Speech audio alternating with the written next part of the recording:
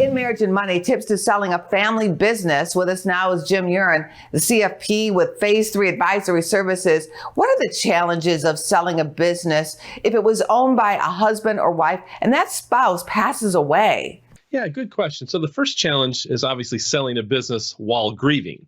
Because grieving not only makes everything harder, but the research has actually shown that grieving may hinder our memory and our decision-making process. So with as much money at stake, if anyone can delay selling the business without it losing value or dissolving, it's usually advisable to do that if possible. But your next big challenge, obviously, is going to be getting a fair price for the business, because often the death of the primary owner-operator of the business, it can basically mean that the business was just not as valuable as it once was. So it's best usually to find a business broker who knows your specific industry and can help you set a fair price.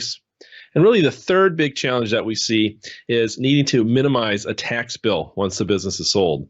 So it's usually best to find an experienced tax advisor who can help you structure the sale of the business in a way that's more beneficial from a tax standpoint. Is there planning that can be done beforehand? Yeah, very good question, Angela. The first and perhaps the best way to avoid many of these problems is to have what is called a buy-sell agreement in place. Now, a buy-sell agreement is a contract where someone agrees to buy the business at a predetermined value in the event that the business owner dies. Now, this buyer, they may be a current business partner, perhaps a family member, or even a competitor. And when you put this in place, it is a huge gift to any surviving spouse, as it does eliminate almost all the challenges that we previously just discussed.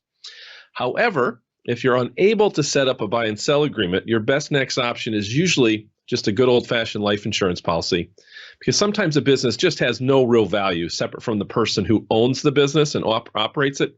So the value of the business usually just dies with the owner. Now, in this situation, to provide for your surviving spouse, your best bet is really just to use a life insurance policy that's going to be large enough to replace the income that your business was generating. What needs to happen after the business is sold?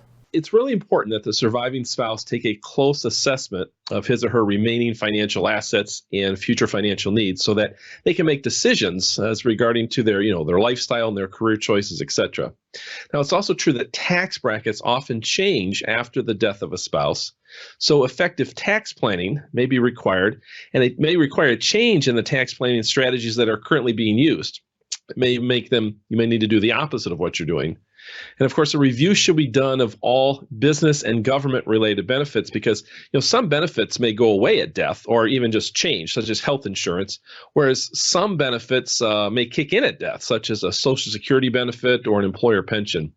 So really, whatever the situation, we advise that anyone who's a surviving spouse needing to sell a business, that they seek out the correct financial, tax, and legal professionals to really help them navigate these major and sometimes irreversible decisions.